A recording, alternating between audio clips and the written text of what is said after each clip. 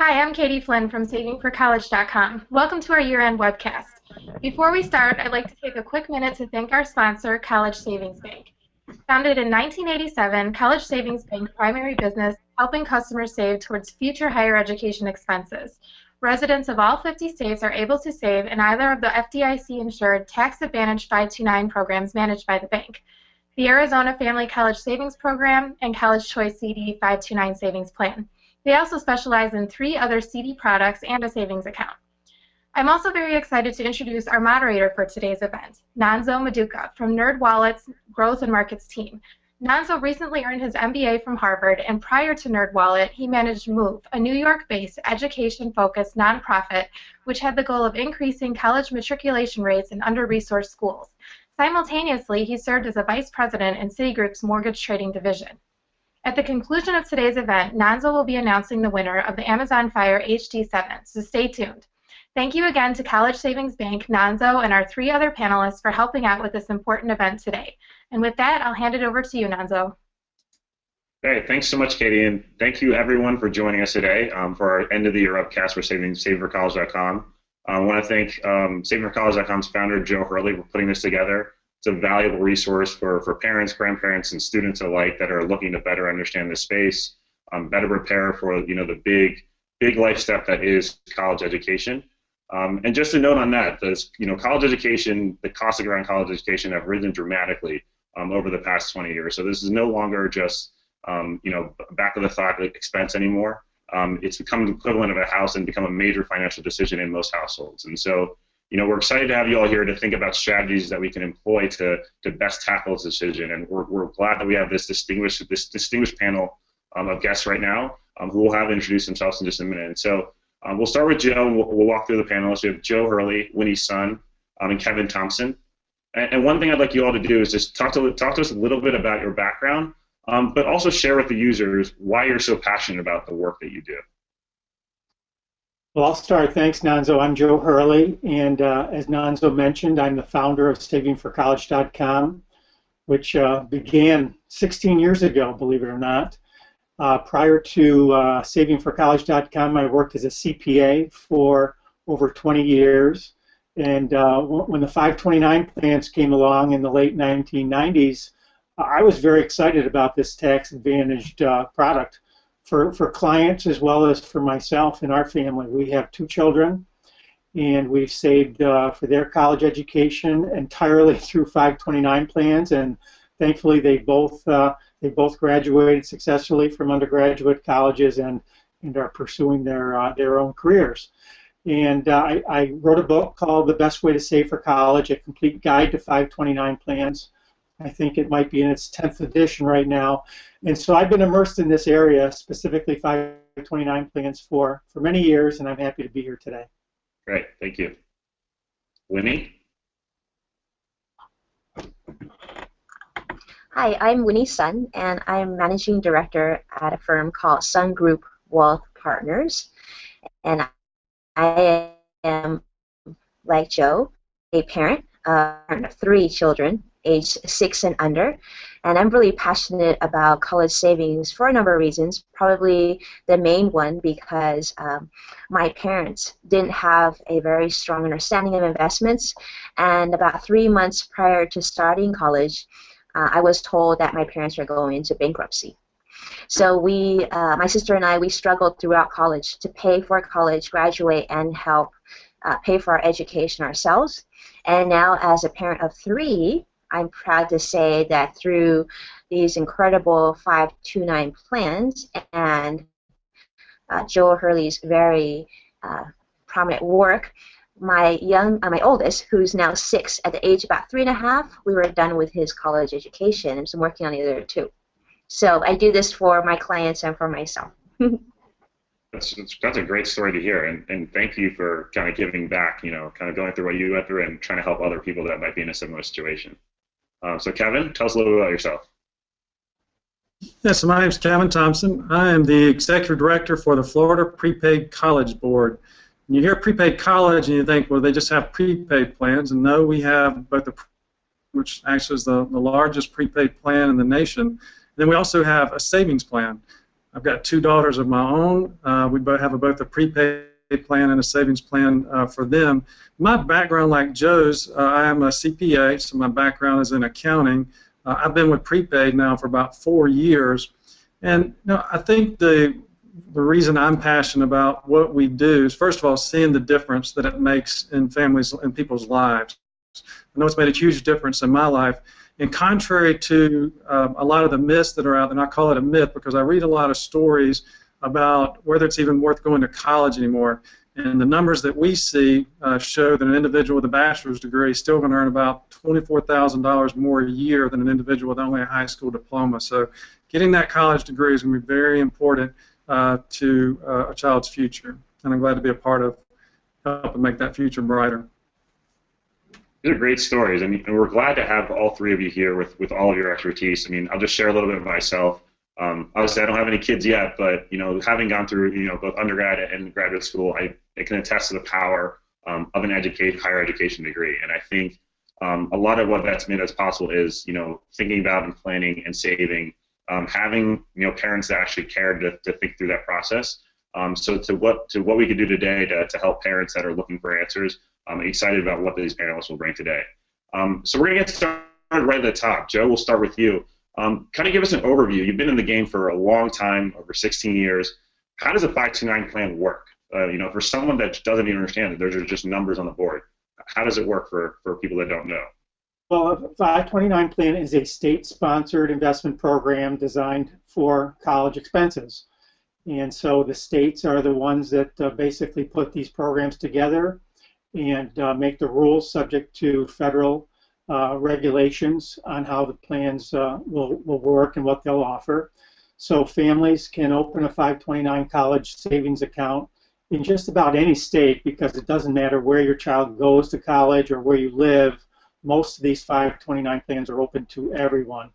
And there's 3 major advantages with the 529 plan when you're talking at different alternatives in saving for college. One is the investments that they offer.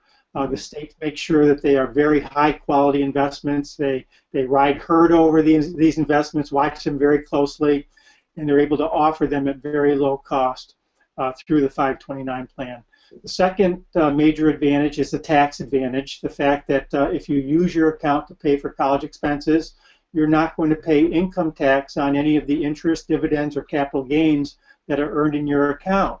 And so you're well ahead of anyone who's saving for college in a taxable investment account, because as you may know, Uncle Sam is typically the biggest expense of any investment when those gains are subject to federal income tax. And the third major advantage is control. You will set this account up for your child, but you as the parent or maybe as a grandparent can stay in complete control of that account. Your child never gets to have any control of the assets, even after they reach the age of majority, 18 or 21 in your state. So it's a much better program as far as just maintaining control at any age and making sure that those assets get spent wisely. Great, thank you so much. So I want to touch on the point that you brought up, number 2, one of the benefits around the tax benefits. And Winnie, maybe you could help us with this one. So do you think you could dig in for our listeners here about some of what the specifics around some of the federal and state tax benefits, and how much do they vary by state? Well, unlike the other gentlemen, I was not previously a CPA, so I would probably defer to them for that question.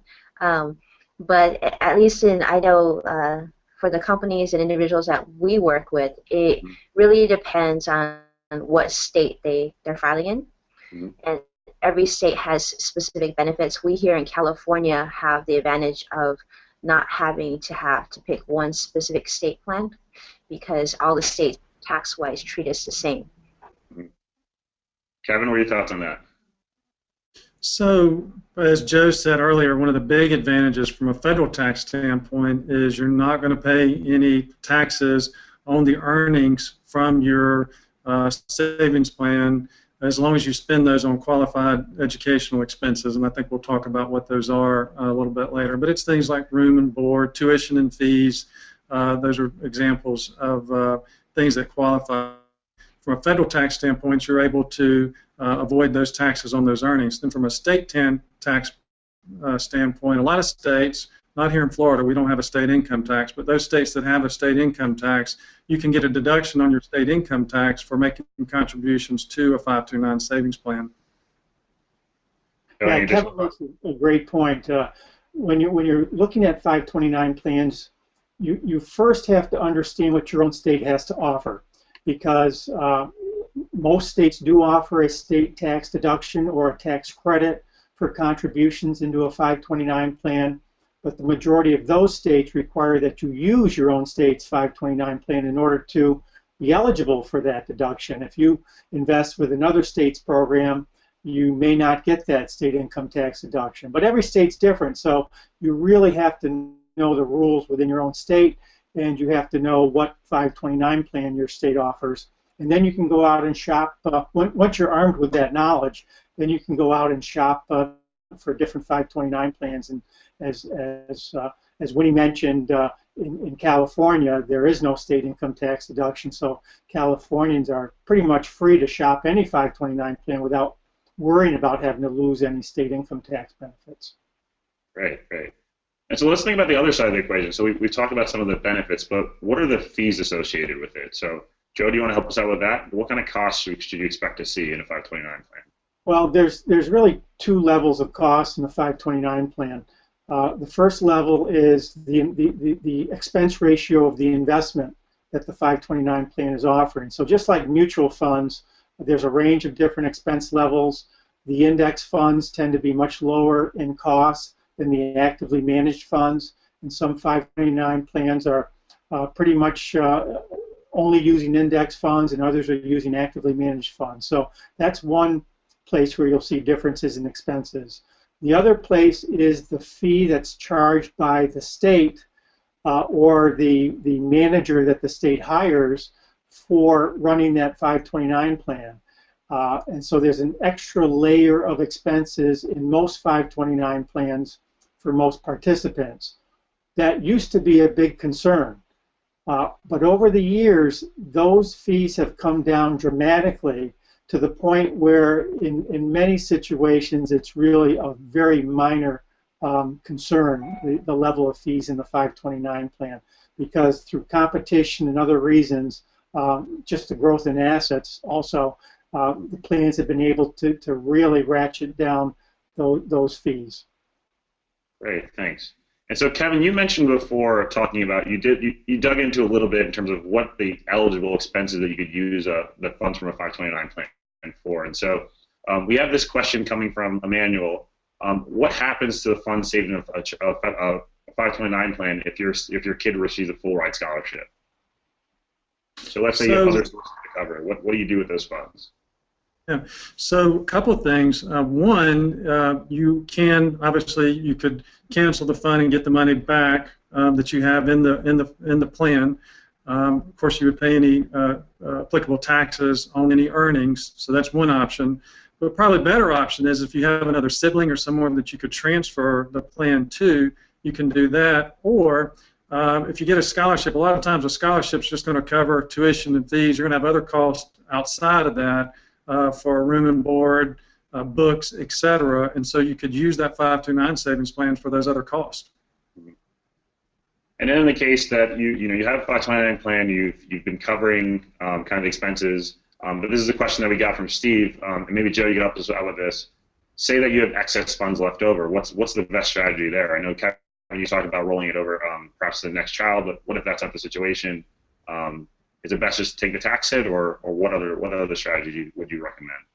Well, yeah, Kevin went through some of the really important options that you have. I think it's very critical that you understand that no one is forcing you to take money out of your 529 plan at any given point in time. So even though your beneficiary has graduated from college, maybe gotten scholarships, and you still have money sitting in the 529 plan, you really don't have to do anything right away.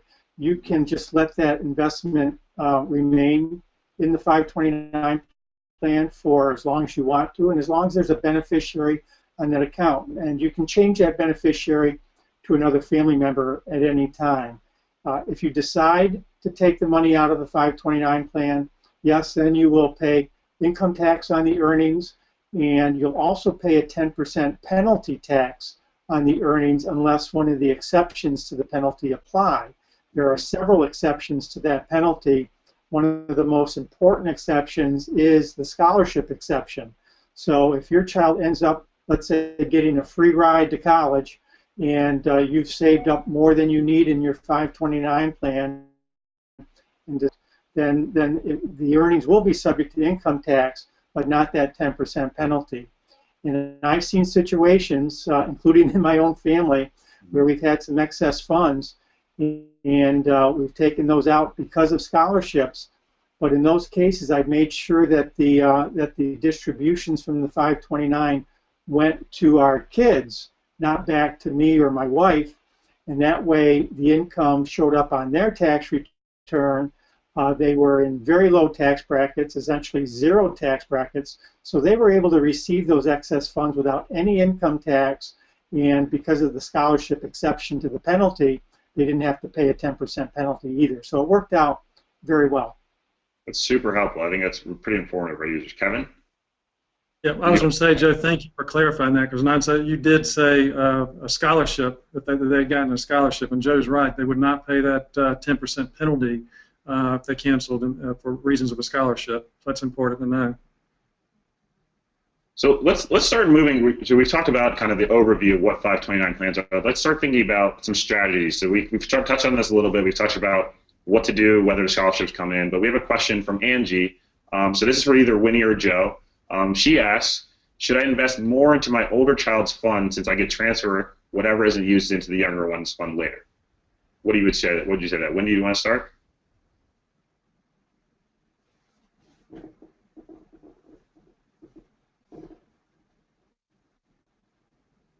Joe, do you want to hop on this? Sure. You made the point that you can transfer at any time to the younger child, which is very true. And so you do have the flexibility to take that approach if you want to. I would caution against doing that for a couple of reasons.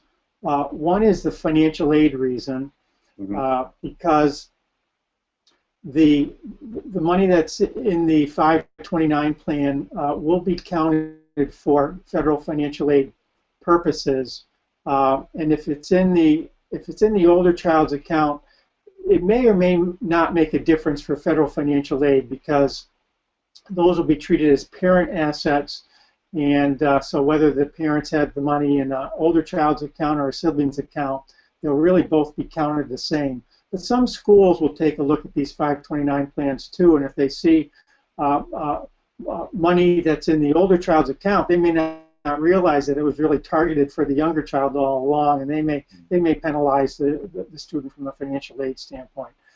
The other reason to even things out is because the most popular option in 529 plans is the age-based option, and the program will choose an investment glide path, an allocation between stocks and bonds that's appropriate to the age of your child. So the older child would have a different investment portfolio, a different asset allocation than the younger child. So unless you want to go away from that sort of asset allocation that the age-based plan provides, I think most families are well served keeping those investments at the right age for that particular beneficiary. Winnie, would you agree with that? So, age-based option, Joe said it's like one of the most popular options that's out there. When you're thinking about investments, should it be actively managed by the parents, or is the age-based option really the best option for parents going forward? It really depends on the client and their sophistication knowledge. I'll give you an example. I started my son's 529 before he was born. So about 2 years before, my husband and I knew we wanted to have kids. So we opened up a 529 for his benefit, but I was the owner, and my husband or myself was the beneficiary. So in that case, it just depends on the situation, but I would say age-based, like Joe said, is the most popular. But I guess that is one of the advantages of having an advisor on the plan, is that we will then consult with our clients and help them with their investment strategy on those particular funds. So although age-based is popular, I have a lot of clients that have a lot more customized way of investing for their children when it comes to their 529. Okay, thanks. So Kevin, I have a question for you. This comes from Jean, and she asks, I don't have that much to invest in a 529 plan. Does it even make sense for me to do it? Absolutely. I mean, anything that you can invest and accrue tax-free earnings on to pay for college, I would definitely do it. I mean, the less money that I can give to the government, the better. And so I would encourage anyone else, if they can saving for college, to take advantage of the 529 plans. You got to start somewhere too, right? So we tell people just part of saving for college is just getting started. So many families, I think, look at it and think, well, we talk about how much it's going to cost. Anzo, you mentioned at the beginning that it's almost the cost of a house, and we're talking sometimes a nice house too, not just a house, right? Yeah.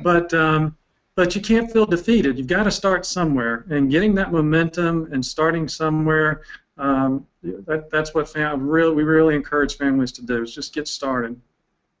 And sometimes, Nanzo, there's an unintended consequence that's very helpful too. Once you set up a 529 plan, if you let family members know about that 529 plan, this is like a magnet for gifts from other family members.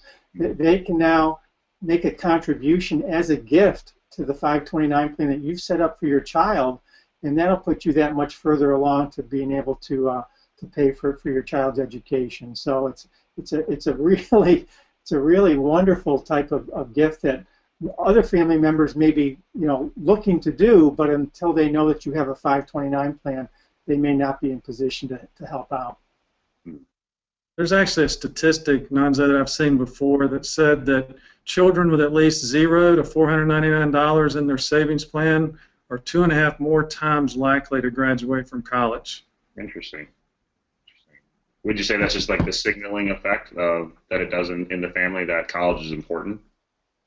That's one of the things I attribute it to. Absolutely.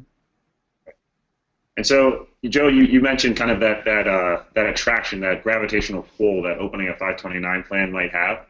So we had a question along those lines that came from Ashok, and he asked for the grandparents listening, that they have adult children now, but those adult children have children of their own.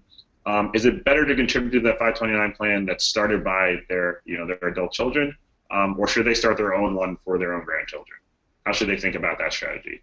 Well, in the words of Winnie, it all depends on the situation, because grandparents can set up these accounts for their grandchildren, and they will have complete control over these accounts, which they may want, because in the future, if that grandchild doesn't go to college and they want to shift it to another grandchild on the other side of the family, they'll be able to do that.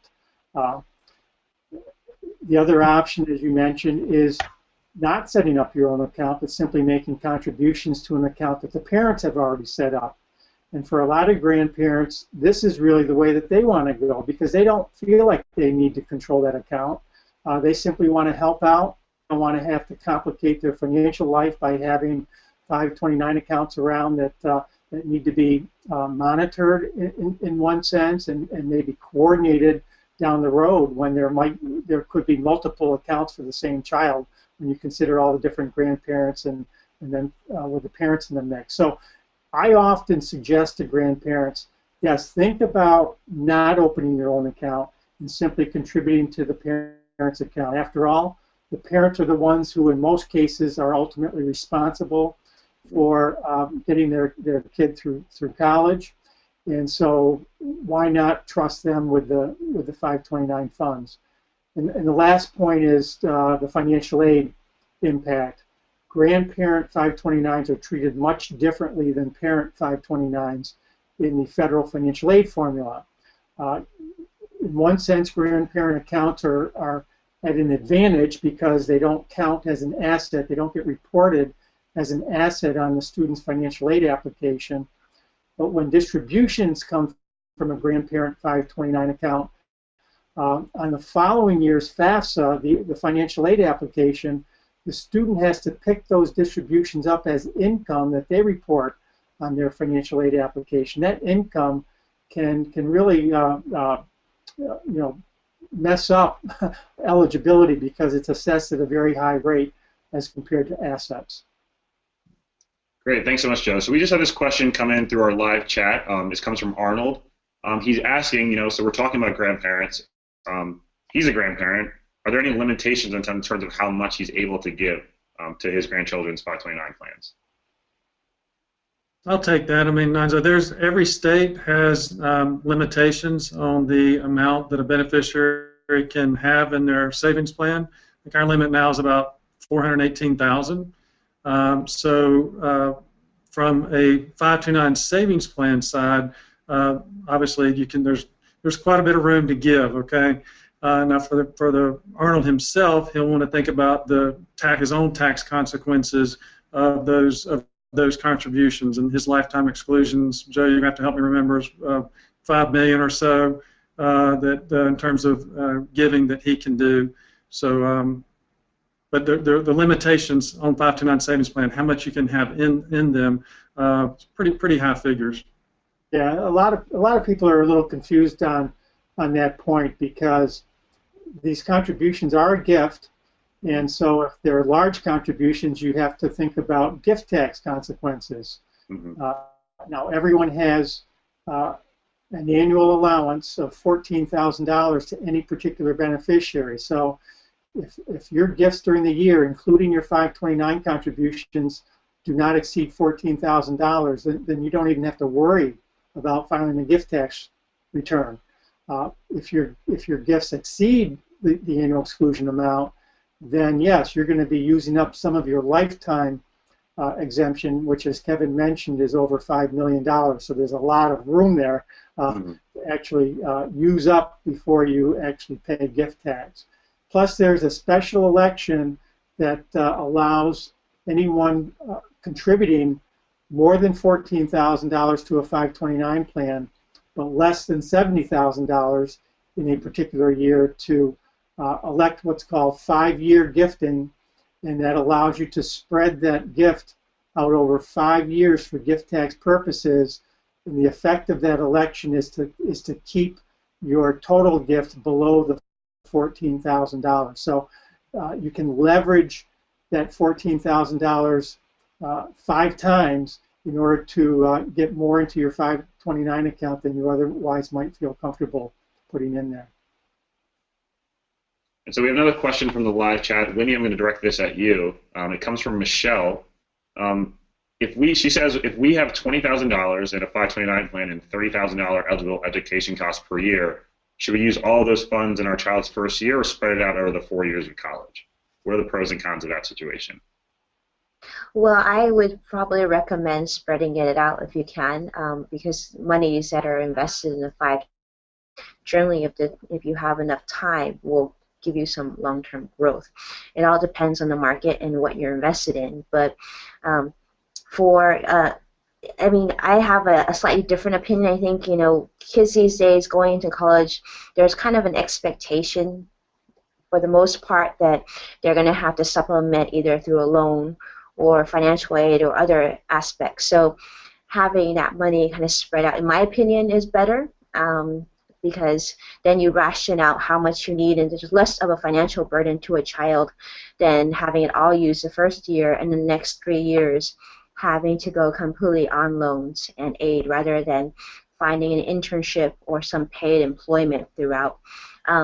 It's good money management, and it also gives the child an idea of what long-term growth is. And I think that's something that we can't discount. Not only is the money great for college, but I would recommend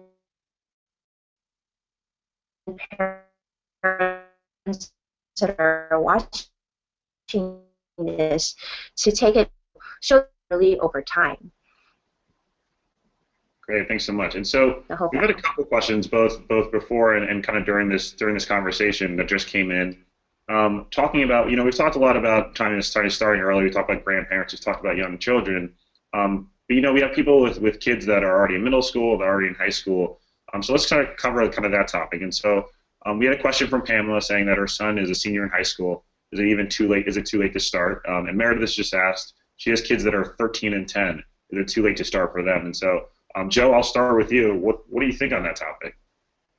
Well, I think it's always best if you can start early, and you can actually go to any number of college cost calculators available on the internet and plug in your situation and see what your monthly budget might be for college savings. And the earlier you start, the lower that number is. It seems to rise very dramatically as your child gets older, assuming that you're trying to hit a set percentage of expected college costs. But as Kevin mentioned before, it's always best just to get started and do what you can when you can. Get the account open, even if you're only opening it for $25 a month and your child's a little bit older, at least you have it started. You may find it within your means to increase your contributions before your child actually gets to college. Remember that college for most students is at least 4 years, and so you have that entire college career to be saving for some of those expenses as well. So it's just important to get started, I think. Okay. Kevin, what are your thoughts on this as well? Oh, I would agree with what Joe said. I tell parents sometimes that think about it this way: every bit you save and then you earn on those savings, that's that much less debt that your child may have to take on when they're in school and carry with them after school. So maybe you've waited till they're 13. Don't be discouraged. Go ahead and start saving what you can. Every little bit's going to help them. It's going to be cheaper to save than it's going to be to pay back that debt over time. And so if you do a student loan. So I would, again, encourage families to go ahead and save what you can. And Nonzo, I live in New York, which is a state that allows a state income tax deduction for contributions to the New York 529. And so no matter how old my kids were, I wanted to be able to take advantage of that state tax deduction. So I was making contributions while they were in college, because in essence it was coming right off my state income tax return when I was doing that. So anyone who's listening or watching today who lives in a state that does give you a state income tax deduction, and you have older children, this is a fantastic opportunity to put some money back into the college savings pot, just because the state's going to essentially be underwriting some of that cost.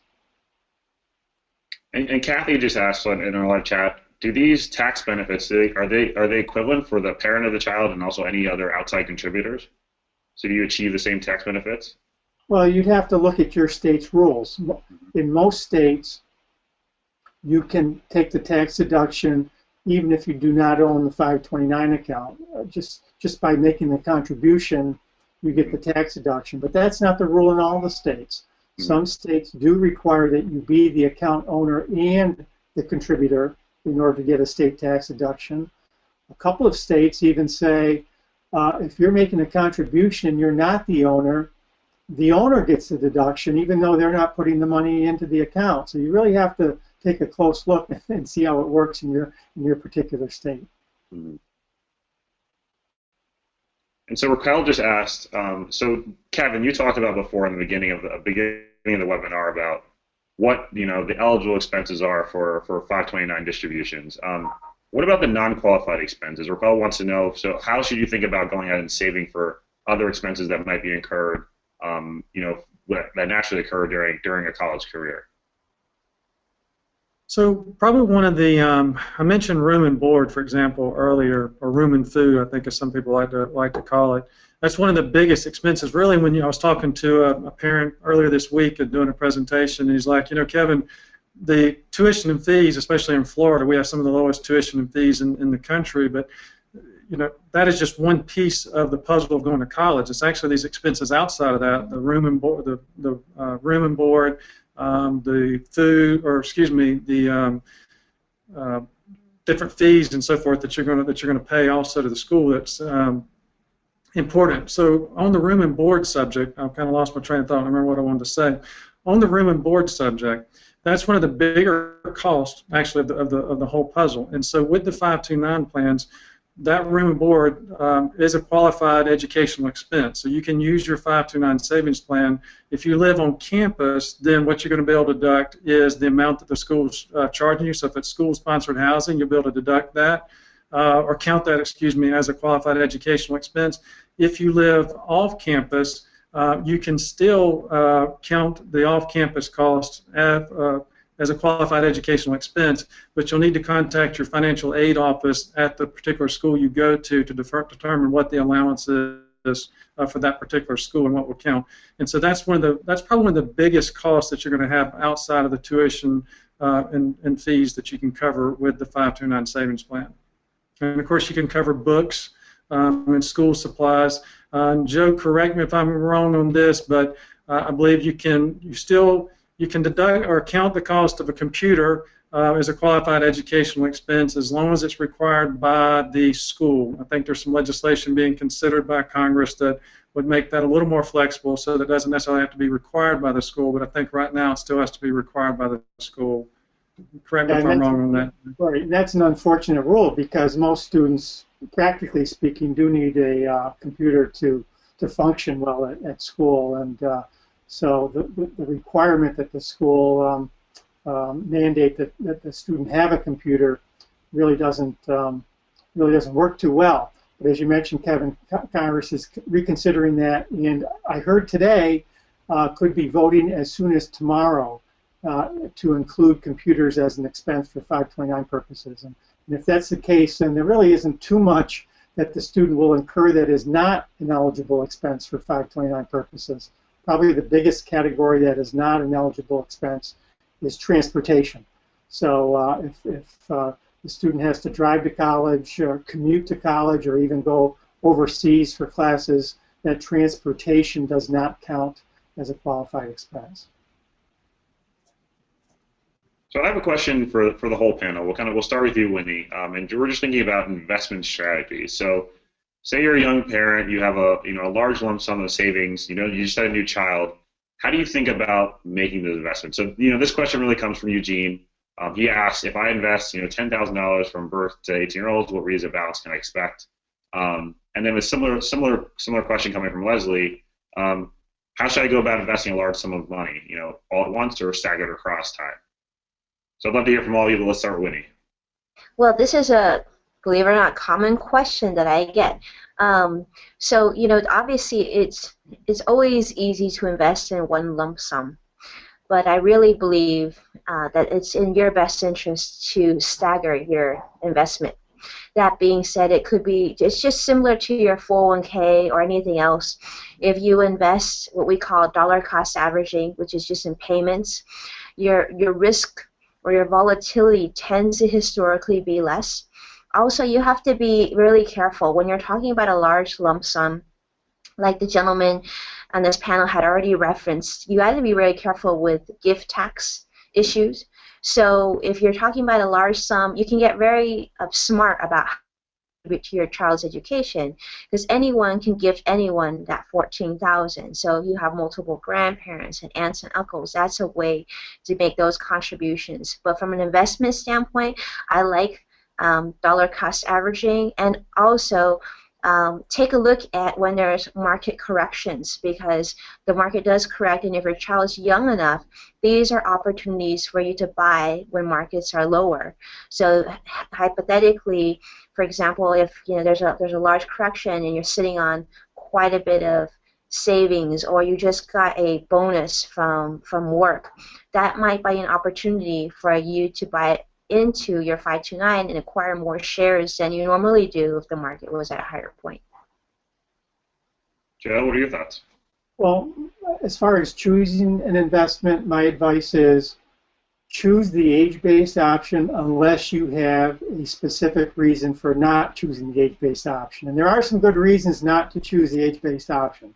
One is you simply believe that the approach is not the best for your child. You may be a believer in stocks and you don't want fixed income in your account. Or on the flip side, you may want very little market risk, and so you don't want all the stock exposure in your account even when your child is young. So you may have a difference of opinion. The second reason is you may have some assets outside of the 529 plan that really need to be balanced with the assets you have inside a 529 plan. So you may have a taxable investment account that's loaded up with stocks because stocks are a very tax-efficient type of investment. So in your 529 plan, to balance that out, you may want more fixed income because now that income is being sheltered within the 529 plan. So it's an overall more tax-efficient solution. And the third reason is you might have an advisor like Winnie who's going to monitor your account with you and make sure that you make the appropriate moves into other investments at the right times. And you can change investments in your 529 plan as often as twice each year. And so you do have some flexibility to essentially manage the assets in your 529 plan, either alone or with your financial advisor. Kevin, your thoughts? Well, I think Winnie and Joe did an excellent job of answering the question. One thing, just add on to what Joe said, just so participants know that any of your new contributions that you're making into the 529 savings plan or a 529 savings plan, you can direct those to whatever investment option you want. So, like Joe said, you're right. You can rebalance your options. You can do that twice a year. So the options that you've already chosen, you can rebalance amongst them twice a year, and then any new contributions you're making, you can direct them to whatever option you want. But I would definitely agree with Joe. I think families do not need to be come to a state website and you open up the website and you start realizing, oh my goodness, I've got to invest and I've got to pick investments and I've got to figure all this out. No, there are options, and the age-based option is the one that basically, if you will, does the work for you. It's going to start out at some more risky investments, generally speaking, when a child is younger, and progress into less risky assets for you as the child matures. And so basically you're able to put those funds in there and you don't have to worry about choosing, which option. Do I go into a mid cap, a small cap? Unless you're a really savvy investor and are comfortable doing that, then the age-based fund is going to be right for most people. That's where the majority of people that invest in our savings plan, that's the option that they choose. I think it's about 70% of the families choose our age-based option. And when you have a follow-up question for you on that, so we've talked a lot about the different kind of investment strategy you have, the age-based option. You can take more risk, you can take less risk. But one theme that came up was about whether or not to use a financial advisor, and how do you know it's right. So for the panel, for the listeners in our audience right now, what would you say to them? When is the best time to go seek outside help, or what is the best time to kind of just go it alone? Well, I would say that the most important thing to do is to start your 529. And having an advisor, or not having an advisor, shouldn't prevent you from starting that plan. I would say, you can certainly, there's some really wonderful plans out there that you can sign up directly to via different websites. And you can pick, as Kevin had mentioned, very popular age-based portfolios.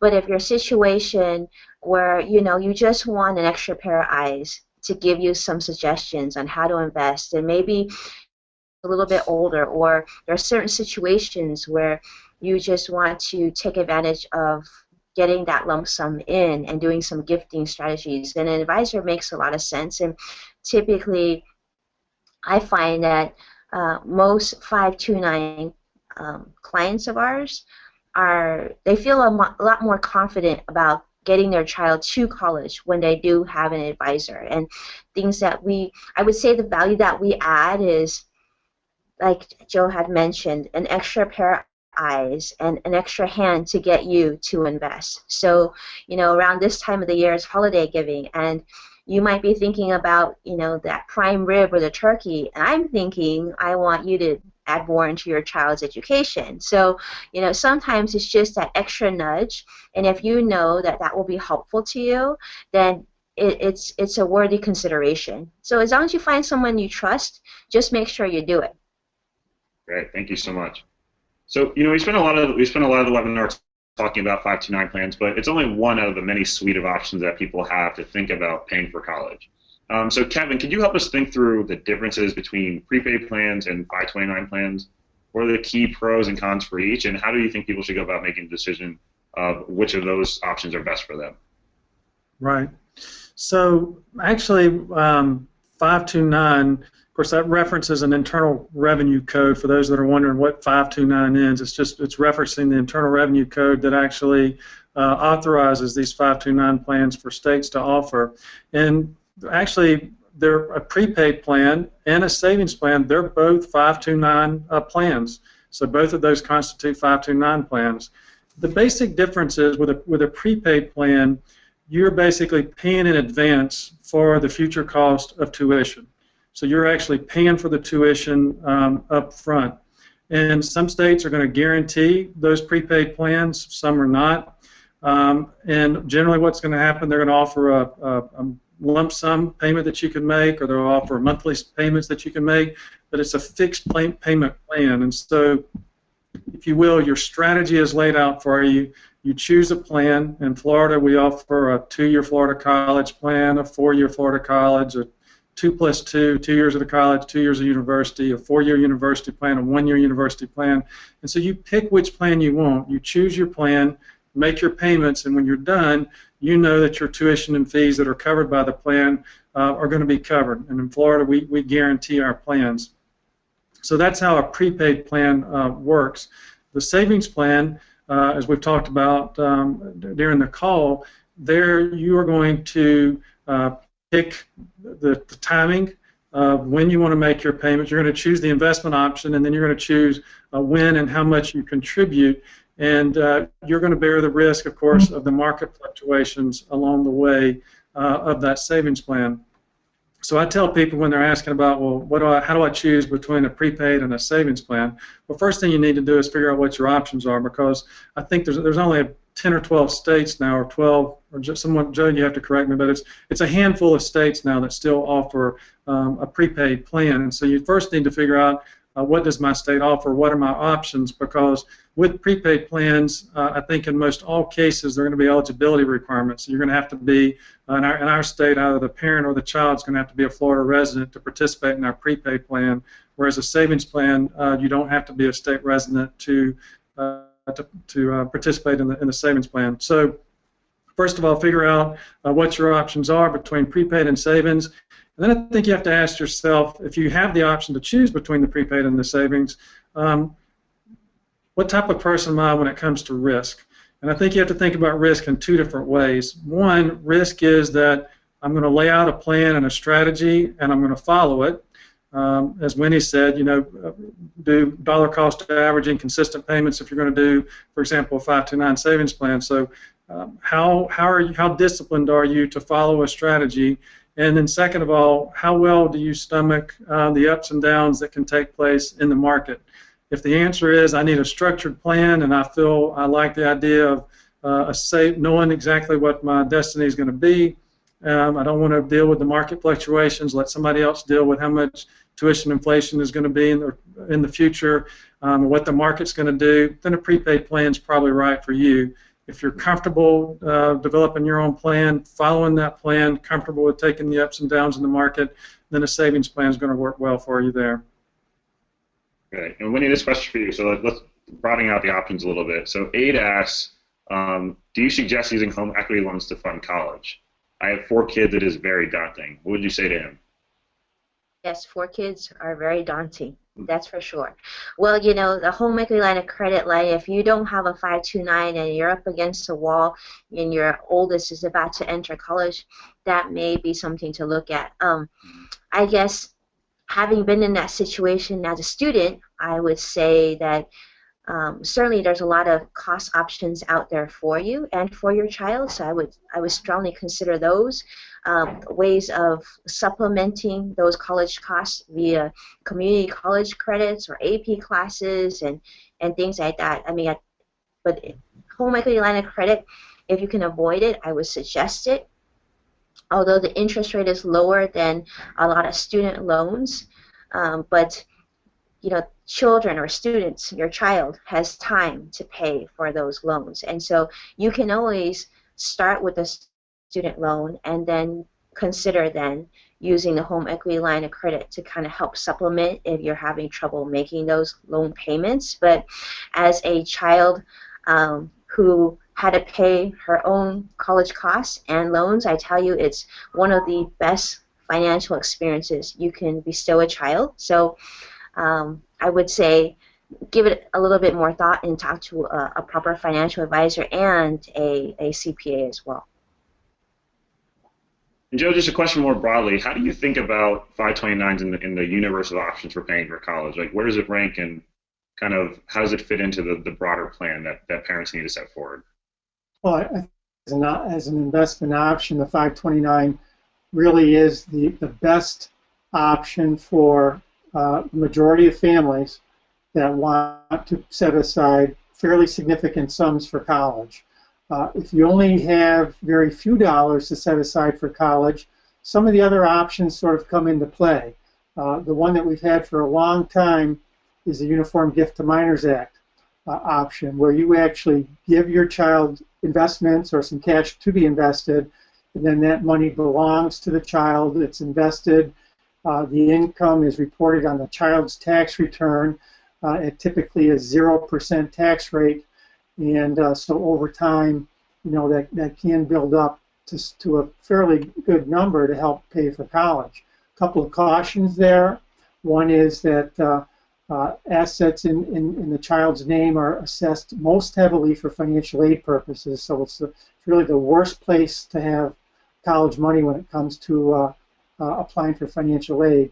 Number two, the child is the owner of that money, so when they reach age 18 or 21 and decide that they want to go off on a motorcycle tour of the world for 3 years, that's their prerogative to do that with the money that you've gifted them. And number three, we have this thing called a kiddie tax. And so if those funds build up to a high enough level where they're throwing off more than $2,000 of income in any year, well, that excess income is subject to tax at the parent's rate, not at the child's rate. So you lose that child's tax advantage on that extra income. And sometimes if you're invested in stocks, well, you're going to be liquidating those stocks when it comes time to pay for college, so that can definitely bunch up the capital gains and cause that kiddie tax to be owed when you might not have expected it. So on your point about kind of getting that bike and kind of riding off into the sunset instead of hitting those books, how do you think about kind of the transferring of kind of that responsibility? Because obviously we want our children to go to college, but we also want them to be good financial stewards, to learn good habits. So how do you think about, and this is really for the whole panel, but we'll start with you, Joe, how do you think about that trade-off of the parents remaining in control versus kind of starting to educate children as they go into adulthood around good habits, around making financial decisions? Right, and Winnie made some very good points about this before. Some parents absolutely want their child to have some skin in the game. So even if they're able to afford paying for the entire college degree, they want their child to take out some loans and feel like they're invested in their own education. That's a parental choice. Other parents say, no, I don't want my child saddled with any debt when they graduate. My parents struggle to pay for my college, and I'm going to do whatever it takes to pay for my child's college. So it's all across the board there. There's really no right answer. It really does depend on what your own feelings are and your own situation. Winnie, what are your thoughts? I know you talked about this a little before. I completely agree with Joe. Everybody, I mean, it's like, it's like the age-old question of, do you send your, at what age do you potty train your children? I mean, it goes all across the board. But as it pertains to making our children financially savvy, I would say, just like school, the more experience we have, the better. So if you do, and I strongly encourage all of you to set up a 529. And if you do set up a 529, one of the best things you can do, I have seen, is communicate this with your child. I have a 6-year-old, a 4-year-old, and a 2-year-old. And even at the older, like the 6 or 4-year, they're starting to understand the concept of money and the importance that you need it. So without money, there's no Legos. So the same can be said about education, right? Right now they don't understand it, but if they see a statement come in, and it's their 529, and it says their name, and the number slowly but surely grows over time, that's going to be a memory and impactful for them, not even just for college savings, but retirement planning and their entire financial health in the future. So take this 529 as an opportunity, as a first step to get them through college, but realize that you want to build financially savvy children. And the best way to do that is openly communicate about money with them. And the 529 is pretty much the best way to do it, because it's great. They're usually, if you start young, like Joe and Kevin had mentioned, then there's a very high likelihood of success. So why not take advantage of it? And Kevin, your thoughts? I can't top that, Nonzo. Joe and Winnie did a great job. That was excellent. So I don't want to hear. Sorry, go ahead. I don't want my daughters to hear my thoughts. They might watch this one day. We have about 5 minutes left in this webinar. It's been amazing so far. So just before we wrap and get the final thoughts from our panelists, we want to announce the winner of our drawing. So it was an Amazon Fire HD7, Kindle HD7. Congratulate Margot Kundal, as our big winner. So you'll be getting that in the mail. Thanks so much for everyone that entered, and we'll be drawing again next time.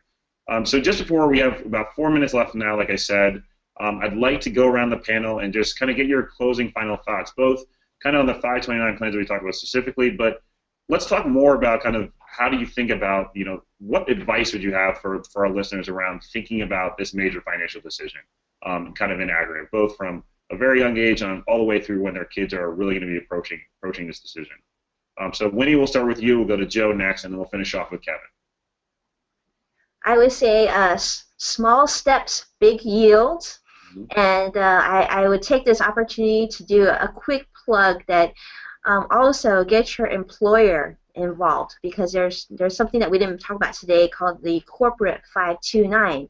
And if you have one of these plans to work, there's a lot of great benefits for you as their employee to make contributions, just like you do your 401k, into a 529. So if you could help us with anything, is encourage your employer to seek out anybody on this panel about corporate 529s. My turn? Yeah, sure. Nonzo, the question that I get more frequently than any other is, how is this 529 or saving for college in any case going to impact financial aid? And so my advice is, don't worry about that right now, because that question often comes from parents of children that are 1 or 2 years old. And so it's really too early to worry about financial aid. When your child gets to be, high school age, freshman, sophomore, junior in high school, then take a good look at that. But when your child is young, absolutely do not let financial aid dictate what you do. Chances are that the federal government's going to change the financial aid rules substantially by the time your child gets to college. Also, your own circumstances can change substantially by then too. And I've seen it too often where parents somehow hide assets from the financial aid application and then find out that their income is too high to be eligible for financial aid. So they maybe not, that's hiding assets is probably not the right way to phrase it, but maybe they've even spent their assets thinking that that way it won't show up on financial aid. Well, they've spent their money and their income's too high for financial aid eligibility, so now they're really stuck. So that's my advice. And Kevin? Yeah, I think I hope that the listeners and those that have participated in this webcast first heard the comments we made earlier about all the different tools. I think Joe made it about all the different tools that are available on states' websites. So you can go to the state's websites. You can actually pick the college that you think your child may go to and get an idea of how much it may cost, and then how much you may have to save for your child to go to that school. And if the number scares you, don't worry about it. Save as much as you possibly can. Build momentum. Celebrate your successes. Don't get focused necessarily on that big number way out in the future. Celebrate your successes each year as you go along. Set different milestones for yourself, and you might be surprised that as you build momentum, all the different things you realize that, well, I can cut a cost here, or I could save, I could skip going out to dinner one night a month or something and add that much more to my child's savings. So I think that's probably the biggest thing I'd want to leave people with is get started. 529 plans. 2 o'clock. They may sound scary. They're not rocket science. The savings plan, the prepaid savings plans, pick the age-based. If you're confused about the investment options, if you have the option to choose a prepaid plan, give it a serious look because that would, at least in Florida, with the guarantee and you know your path. But the big thing is get started. I think that's a great point to wrap on, and just get started. I love that message. Thank you so much to our panelists. Thank you, Winnie Sun. Thank you, Kevin Thompson. And thank you, Joe Hurley, founder of SavingForCollege.com, the host of this webinar. I think this has been super beneficial to our listeners. Great advice going forward. Everyone have a great day, and make sure to check out SavingForCollege.com, websites like nerdblog.com. If you guys need information about thinking the best way to kind of tackle this big problem. Thanks, everyone. Thank you.